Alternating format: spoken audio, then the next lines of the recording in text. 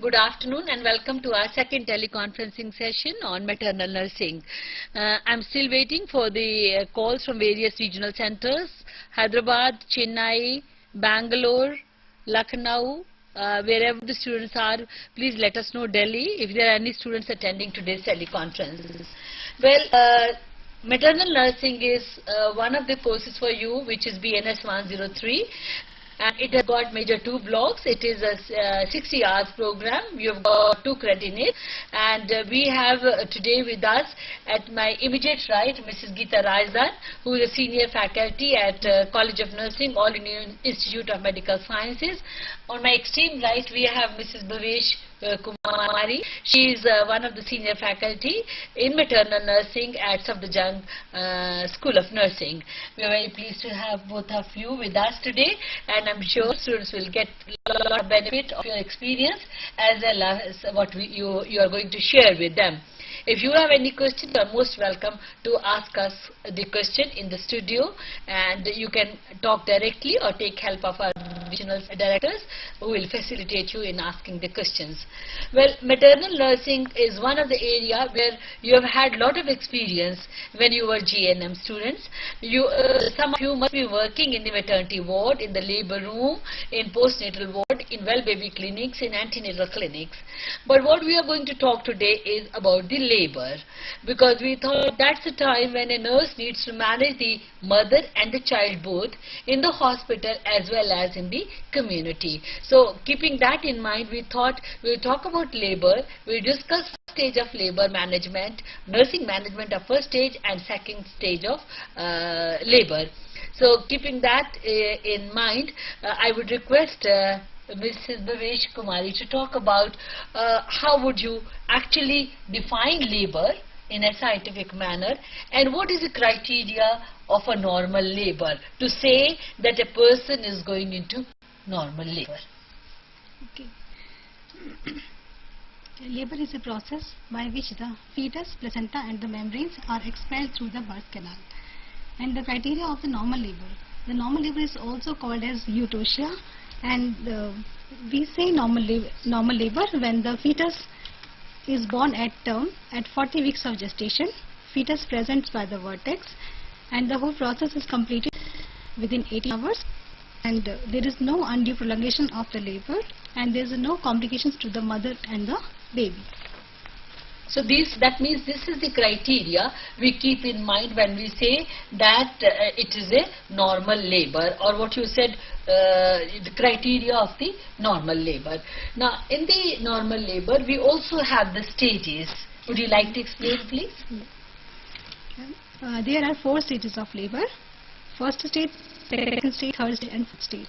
First stage starts from the true labor to the full dilatation of the cervix, that is complete dilatation of the cervix, 10 centimeter. And the duration for first stage of labor in primary gravida mother it is 12 hours, and for multigravida mothers it is 6 hours. The second stage begins with the full dilatation and effacement of the cervix to the birth of the baby, and the duration second stage in primary it is 2 hours, and in multi it is 30 minutes. The third stage of the labor, it begins with the birth of the baby to the expulsion of the placenta and the membranes, and in the primary gravida it is 15 minutes, and in multigravida the duration is also the same, that is 15 minutes.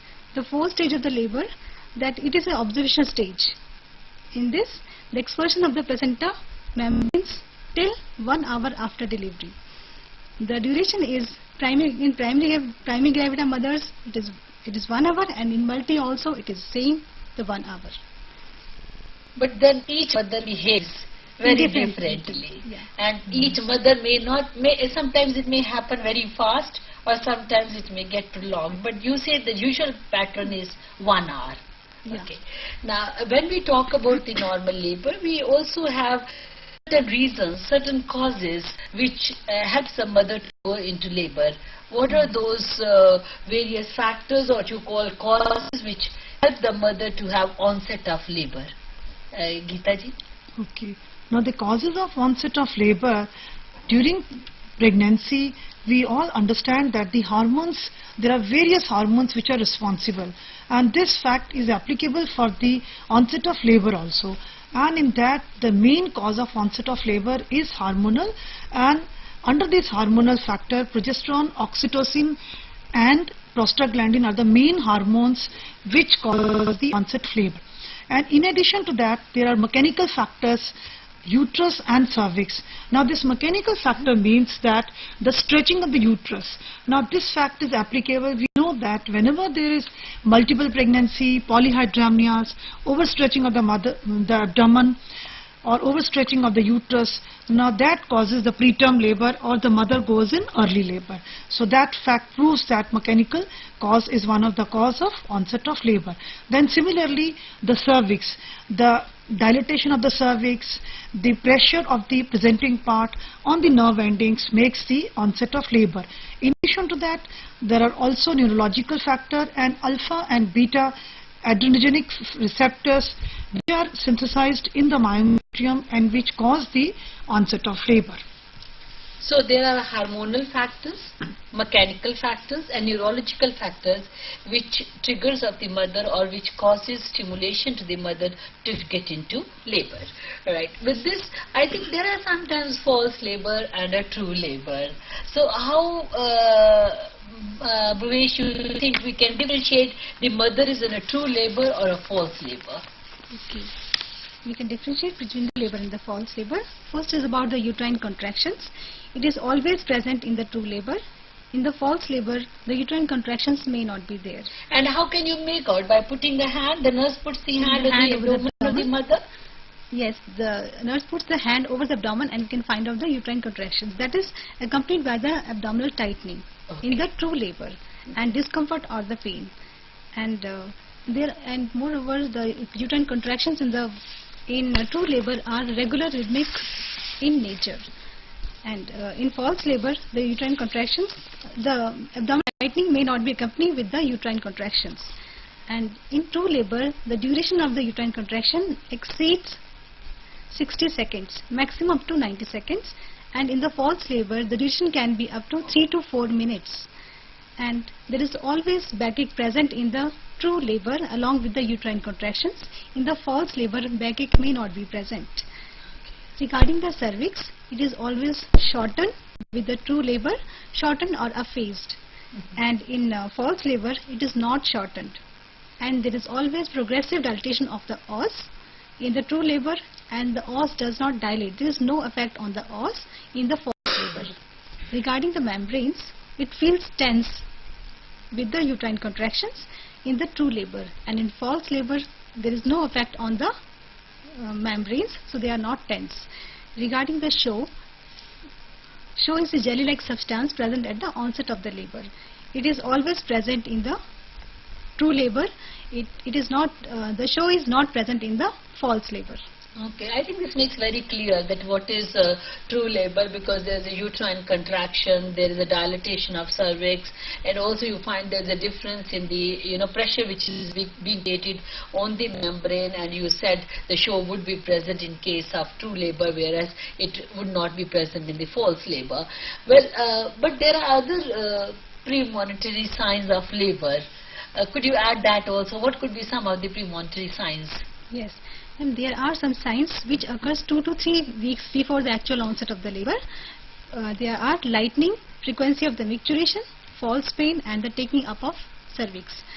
Lightening is the sinking of the uterus into the lower pole of the uterus. It occurs usually at 38 weeks of gestation. Lightening makes the mother feel comfortable as the fetus descends into the lower pole of the uterus, and there is a relief to the mother. That is why it is called as lightening. Frequency of the micturition, because of the lightening, there is a pressure is increased in the pelvic area, so there is increased frequency of micturition. Mother has a more urge to pass urine. And there is a false pains. As I have already explained about the false pains, they are spasmodic and erratic in nature, and the duration is, they are irregular in nature, and it may increase, the duration may exceed up to 3 to 4 minutes, and there is no effect on the cervix or the membranes, or no show is present.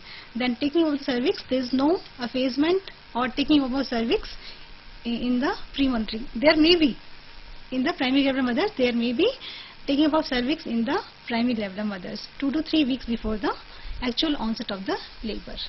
I think this gives us a clear view that what is labor and what could be the criteria.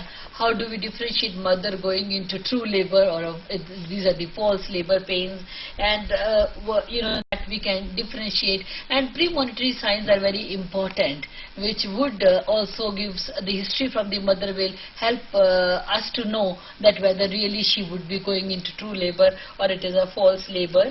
Well, then once the mother goes into labor, we say that there is a first stage of labor. What are the physiological changes which take place in first stage of labor, Geeta Rajdan? Okay, now during the first stage of labor, the most important physiological changes which are taking place are the contraction and retraction of the uterine muscle fiber. Now this retraction of the uterine muscle fiber is a typical feature of the myometrium, which is not present in any of the muscle fiber of the body. Now as a result of this, during the contraction, the uterine muscle fiber does not squeeze, and during the retraction phase it relaxes, and during contraction it does not squeeze or constrict. As a result, the upper uterine segment contracts and pushes the fetus down. That is what is contraction and retraction. And the pattern of contractions they are regular, rhythmic, painful, and they have a set pattern. In the beginning of first stage of labor, these contractions may occur for a shorter time. The duration may be shorter, the interval may be longer, and as the time advances, by the end of the first stage of labor, the interval is reduced and the duration of each contraction becomes prolonged. Now the next step which takes place is formation of upper and lower uterine segment. That means by virtue or because of the contractions, strong contractions and retractions, the formation of the upper and lower uterine segment takes place. Then development of the retraction ring. Now the retraction ring is a ridge which is formed between the upper and the lower uterine segment, now which is not visible per abdomen. Now for practical purpose, one must understand that this retraction ring, when it becomes visible per abdomen, that shows that this mother may have obstructed labor. Then dilatation and taking up of cervix. Now dilatation and taking up of cervix is that the os dilates. That means the diameter of the cervical os increases, right? So that means by the end of the first stage, it may go up to 10 centimeter. Now taking up the cervix is also called as thinning of the cervix. That means when the PV examination is done, you try to feel the thickness of the cervix. It becomes very, very thin. That is what is the taking of the cervix. Then the show. Now the show, earlier also it has been mentioned, the show is the rupture of the operculum, that is the mycoid plug which is there during the pregnancy, which protects any ascending infection going into the uterine cavity. Now that ruptures. As a result of that, there are some blood capillaries also being ruptured, and which causes the blood stained mycoid discharge present. Then formation of bag of membranes. The rupture of membrane. Now because of the extensive uterine contraction, increased intra-abdominal pressure, the bag of membrane which is formed, it gets ruptured because it is no more supported by the cervix. Now these are the few physiological changes which take place during the first stage of labor. Yes.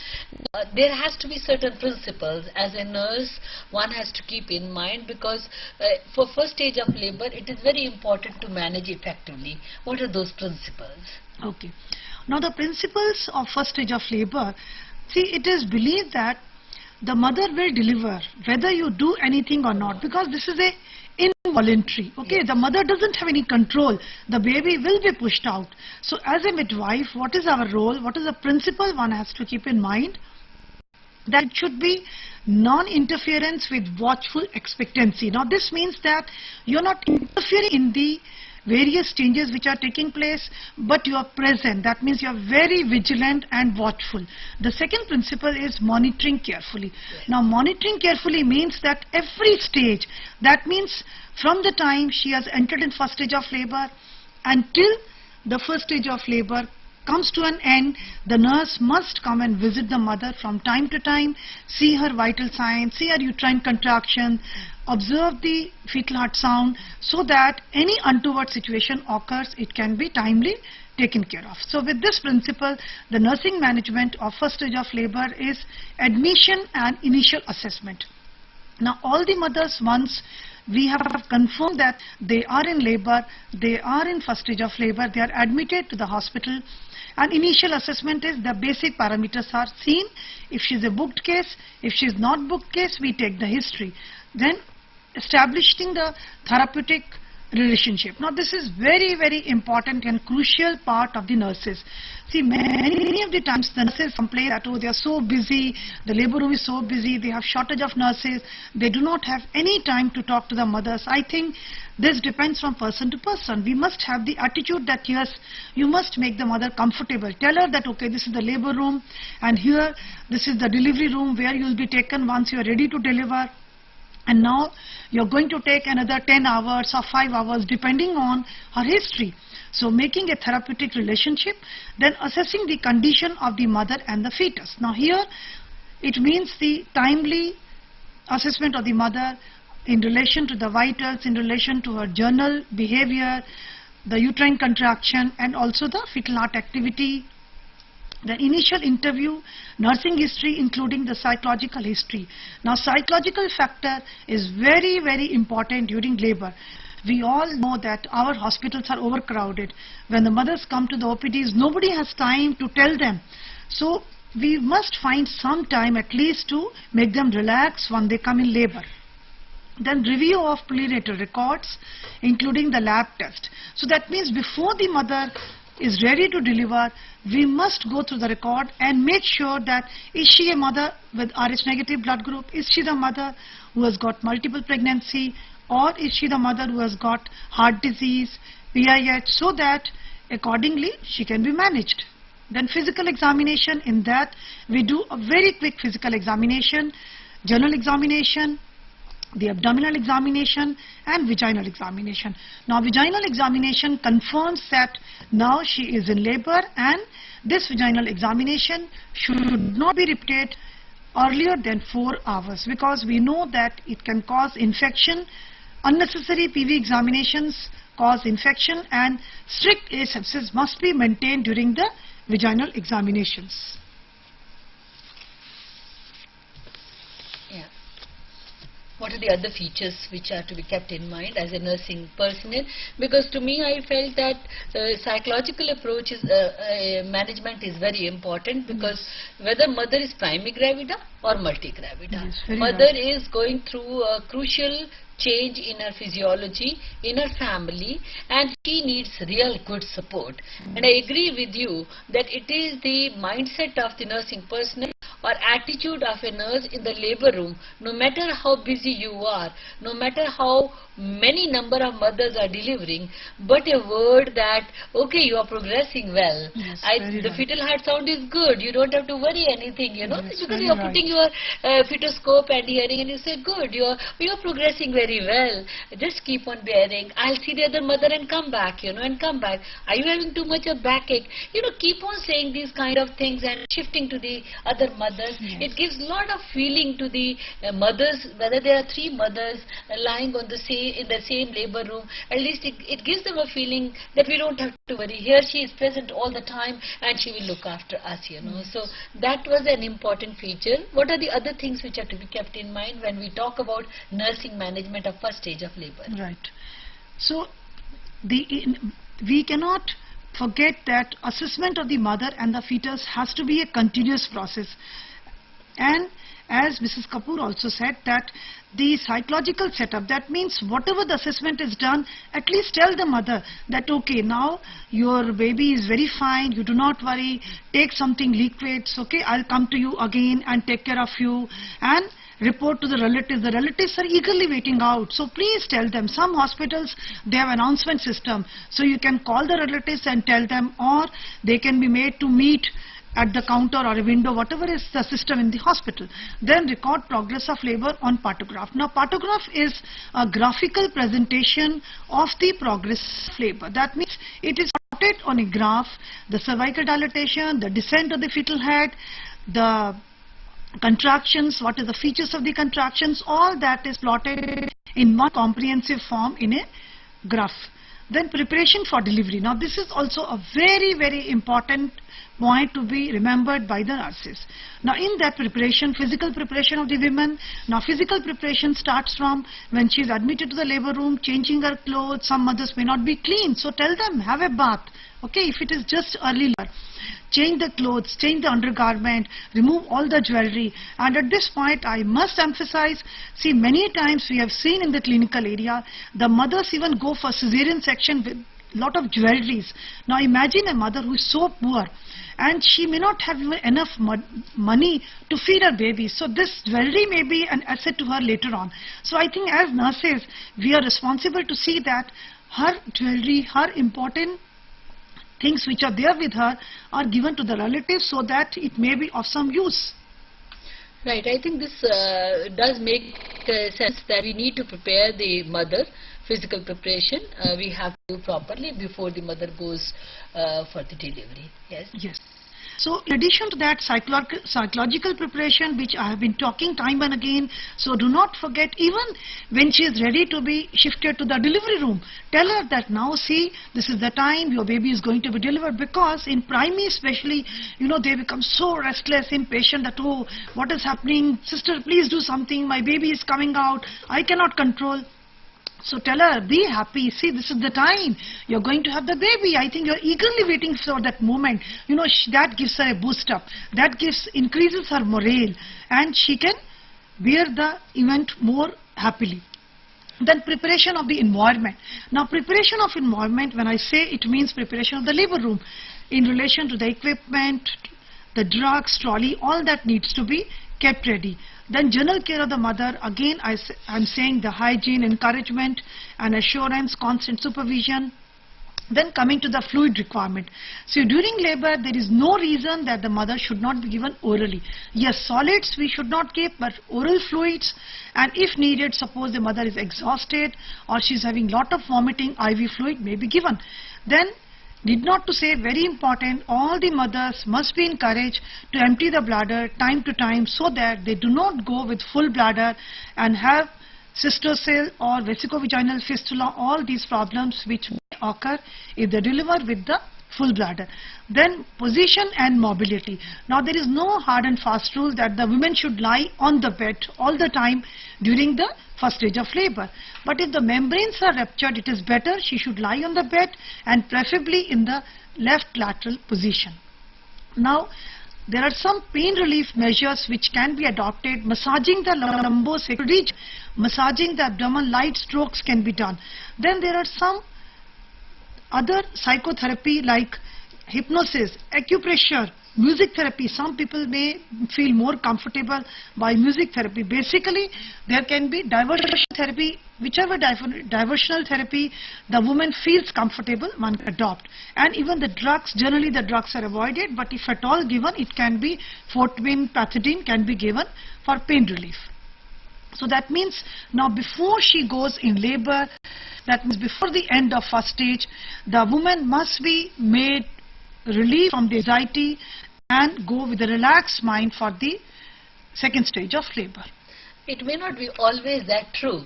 It is easily said, difficult born, because the mothers will still be very anxious till the time the baby is delivered, and they will be quite apprehensive and also want to get rid of the pain which is occurring because of the contractions. They just want to get rid of that pain. So there may be so many factors, but as a nurse, it becomes your very important responsibility as a labor room nurse that you really attend to the psychological need, physiological need of the mother, because that's the time actually the mother is going to remember you throughout your life, throughout her life. I remember a nurse asking a mother, what can I do for you? Can I do something for you? And the mother said, I'm having a lower pain, like you said, lumbar sacral region. And she said, I'm having a severe pain in my back. And she said, okay, let me massage. And she just massaged that back of a mother who was delivering, who was in her first stage of labor. And that mother, whenever she meets the nurse, always thanks her and gives the example that how a small little thing at that particular moment helped her to deliver a baby efficiently, because that's the time of life of a baby also. If the mother is not bearing down properly, the baby, you may lose the baby or there may be complications. So as a labor room nurse, you have to be very psychologically oriented, very alert, very brisk in your movement, active, and a sort of wholesome, a total as an effective nurse. Now, the mother is in a first stage with anxiety, though as a nurse, you try to relieve her anxiety, you have prepared her physically, but what are the physiological changes which take place in the second stage of labor, Bhavna? Bhavesh, sorry, would you like to explain? What are the second changes which take place in the second stage of labor? As I told earlier, the second stage of labor is concerned with the birth of the baby. There are number of the changes take place in the body during second stage of labor. The first is the strong and the frequent uterine contraction. As Madam Geeta has said, there are uterine contractions. They are called primary powers. As the labor progresses, the intensity increases from mild, moderate to severe. Interval increases to 2 to 3 minutes, and the duration is exceeds 60 to 90 seconds. These uterine contractions play a great role in descent of the fetus while passing the fetus through the birth canal, and the upper uterine segment becomes shorter and thicker because of the retraction of the uterine muscle fibers, especially after the rupture of the membranes.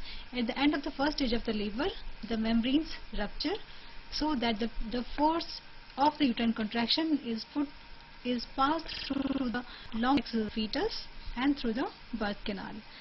Then second is the expulsive action of the abdominal muscles and the diaphragm. They are the secondary powers. There is a Ferguson's reflex. It is a nerve reflex which is set up due to stretching of the vagina by the presenting part, that is the head.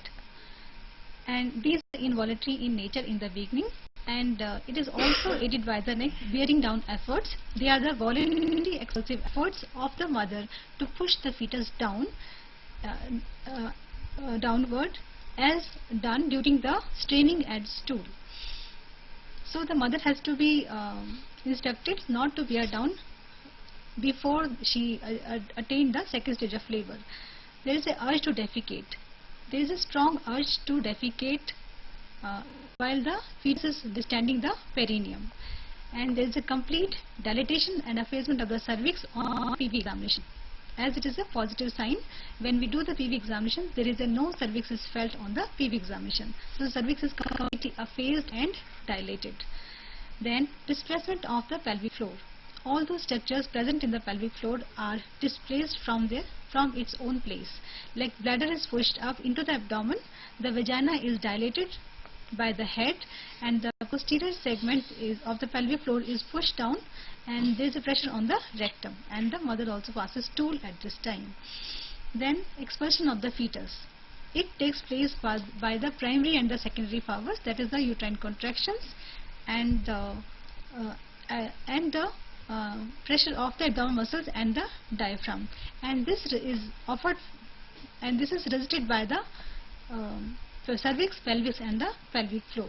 So that helps in the expulsion of the fetus through the birth canal. And there is a mechanism of the labor. There are the series of the movements that occur on the head in the process of adaptation during its journey through the pelvis or the birth canal. So there are number of the steps are there which takes place on the fetus. Sometimes the journey is so fast that the nurse really has to be very alert, so that the baby, when is coming out from the birth canal, she is able to catch the baby, because, and it doesn't cause strain on the placenta, or placenta doesn't get torn off and membranes are left inside. So I think this is the most difficult stage for the nurse to take care of, because she has to take care of mother, psychologically, physiologically, physically. She has to take care of the little one which is coming out, the fetus. And there is excitement on the part of the mother and nurse both. But definitely there's a lot of management which a nurse needs to do when the baby is coming out or the fetus is coming out. And what are the principles you think a nurse should keep in mind in this stage of labor? And there are principles which has to be taken care while managing the woman during second stage of the labor. That is, number one is assist in natural expulsion of the fetus. As the birth of the baby is a natural process, it should be only helped in the natural birth. Then second is the prevent perineal injuries. As while the fetus is passing through the birth canal and it is born, there are chances of perineal lacerations and injuries. So they are the main two principles of to be followed in the second stage of labor. And how do we manage then the second stage of labor? First we have to understand and recognize the second stage of labor. That is the probable signs and the positive signs. The probable signs are strong uterine contractions. There can be trickling of the blood if there is a laceration. Then anal pouting can be there. Then there is congestion and gaping of the vulva. Then presenting part, that is the head is appearing at the vulva, and sometimes caput can be formed, and there is a tenseness between the anus and the coccyx. They are the probable signs, but positive sign is the only one, that is on PV examination there is no cervix is felt on the PV examination. The cervix is fully effaced and fully dilated. That means the patient has reached into the second stage of the labor. Then we have to observe the maternal and the fetal condition. And as Geeta madam has said that we must observe maternal and the fetal condition during first stage of labor, and it is also mandatory to observe during second stage of the labor. In maternal condition we have to observe the uterine contraction for its intensity, duration and the frequency, and for the progress of the labor. That is the descent of the fetus by abdominal method and by vaginal method, that is station of the head and effacement, dilatation, and look for any other complications like cord prolapse. And we have to see the vital signs of the patient, like pulse every 15 minutes and the blood pressure every half hourly. And we have to also see the physical and the coping ability of the woman during the second stage of the labor. That means she is not going into distress. And regarding the fetal condition observation, we must observe the fetal changes in the fetal heart rate pattern. Fetal heart rate should be between 120 to 160 beats per minute, and we should also see that the meconium is not present in the liquor. That means the fetus is not in the distress. And the other care of the woman, that is general care of the woman, we should see that the woman, once it is confirmed that the woman is in second stage of the labor, she should be in the bed, but the comfortable position must be given to her, not just a one supine position. She can be changed, preferably the left position or any other position which the mother feels comfortable. Then general hygiene of the mother can be done, as she is exhausted or she is perspiring more during the second stage of labor because of the strong uterine contractions, strong pain. So sponging of the face and the neck can be done with a wet towel.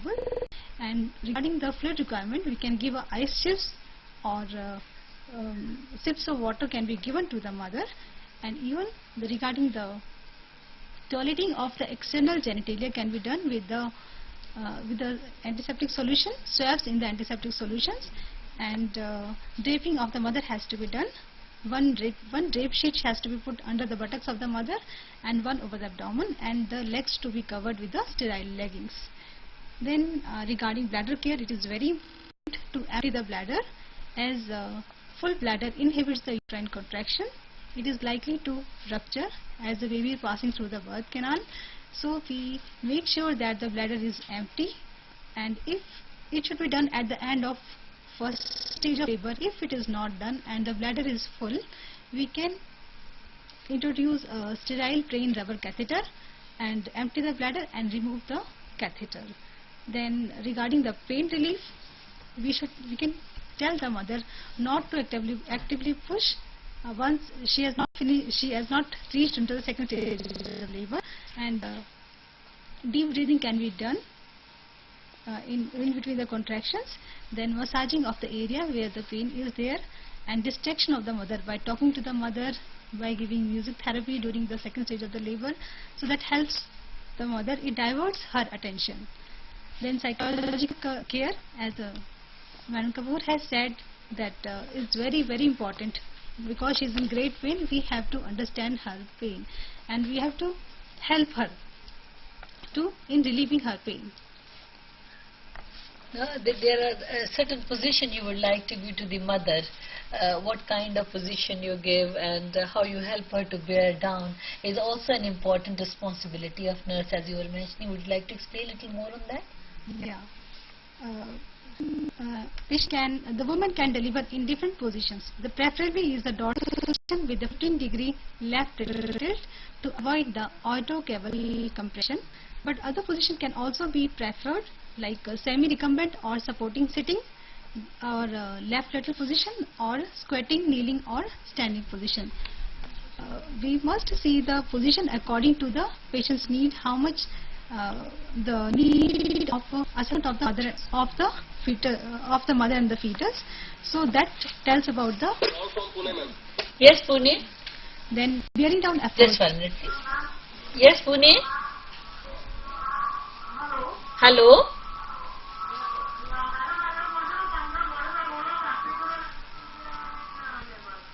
Roll up. Oh, roll of epidural anesthesia. Okay. Would anybody like to explain, Geeta? What is the role of? Let's answer. You finish up the position and then she can answer. Okay? Okay. Yes, please. You were talking about bearing down efforts. Yeah, bearing down efforts. The bearing down efforts should be very effective, and to explain, the mother should only bear down when she is instructed to do so. Like take a deep breath, hold her legs, and then push at the anal region. So it should be always avoid active pushing. Means when there is a relaxation. Only during the contractions she should be allowed to do the bearing down. Okay. So let's go back to the question what she asked about epidural. See, epidural anesthesia is given generally for the women. There are some women, they do not want to bear the pains. Okay, so that is also called as painless delivery. So some women these days, the pain threshold is less in the girls, so they want that. Now I do not want to undergo the pains of the labor, so I opt for a painless delivery. That is what is the role of epidural anesthesia. I hope you have answered your question, and kindly let me know how many students are attending teleconference. Bhuvesh was talking about the management, second stage of labor management, and you talked about conducting of delivery. How do we conduct the delivery, and what is this, immediate care of newborn? Okay. So regarding the conducting of delivery, it has to be delivery of the head and the delivery of the shoulders and the body. So delivery of the head, some principles has to be followed, like maintain flexion, prevent early extension, and regulate the slow escape of the head. So while delivering the head, while 5 centimeters help is visible, that is the crowning. Head is no longer receding between the uterine contraction. So this time we have to be very careful. So maintain flexion of the head so that the smallest diameter escape out the vaginal orifice. That is the bilateral diameter, and with the other hand we have to support the perineum to prevent the perineal lacerations and injuries.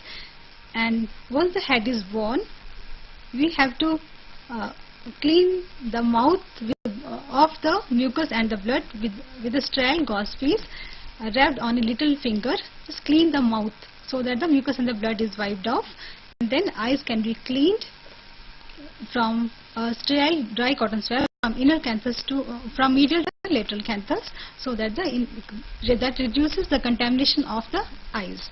And then we have to look for the cord around the neck. That is a very important point. If the cord is there, if the loop of the cord is present around the head, around the neck, we have to see that. If it is loose, slip it over the head or the shoulders while the baby is being born, and if it is tight, apply 2 clamps and cut. And then after delivery of the head, then we have to be very, very careful in delivery of the shoulders and the body. So we have to follow the principles, like don't be hasty in delivering the shoulders. Wait for the external rotation of the head and the gentle traction on the head has to be given. Yes, Pune. Yes, please. Madam, as you have answered the question about epidural anesthesia, I just want to find out first the indications in which it is given. Secondly, what are the side effects? And as I say that when epidural anesthesia is administered to the patient, a lot of monitoring is required. Very good. Secondly, there is no attached to the mother to the baby. How does it affect? I think these are very important questions she has asked. That what are the indications? Is the indication only that when the mother wants to have painless delivery, or there could be any other indications too? That's the first question. The second is, what are the side effects of this epidural anesthesia? Does it leave mother with some complications? And what is the role of a nurse, in monitoring the mother because there could be any problem, any complications? Geeta Rajan, would you like to answer? First is that what are the indications other than the mother wants to have a painless delivery? See, most of the time, this is the indication that the mother wants to have a painless delivery. Okay, that is what I have observed in the clinical entity. And problems which may arise that many a times it can cause prolonged labor. So then, then they regret that it was better not to have a painless delivery because this is one of the side effects of epidural anesthesia. And once the woman goes in prolonged labor, it causes fetal distress and other problems which might occur because of prolonged labor. And that means the monitoring of the fetus. Yes, all the more important. Of the observation of the fetal heart rate, observation of the uterine contraction, whether there is the uterus become hypertonic, all those observation needs to be all the more continuous and more frequently. Bhavesh, would you like to add anything else to this epidural anesthesia? And we have to be very careful regarding complications. It can lead to respiratory depression also. Respiratory depression to the fetus. To the fetus. So that means the baby, the fetus needs to be observed even while fetal heart, as you're saying, regular monitoring is to be done. And does that answer your question, I hope? And if still you have a doubt, you can get back to us. Please let me know how many students are attending teleconference at Pune. Well, Bhavesh, you were talking about the care of the newborn. So you talked about the care of mother, delivery of the shoulder and baby. You said that we should not hurry through. Yeah. Let it follow a normal process so that there is no laceration to the perineum and there is no problem in delivering the baby. So what is the immediate care to the newborn? You said suction is to be done. Yeah. With the little finger it is to be cleaned. Could you kindly highlight some of the points, please? Okay, first important is we have to clear the air passage by suctioning of the baby. That is by mucus sucker or electrical or suction can be done.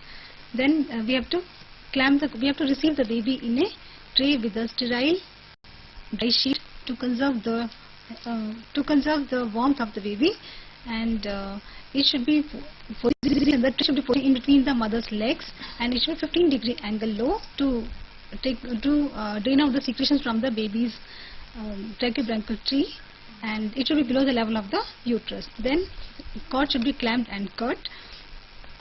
Then Apgar's cord should be done at the 1 and the 5 minutes, that is important. And we have to detect any gross abnormalities in the fetus, like any orthopedic problems like congenital talipes equinovarus or imperforated anus.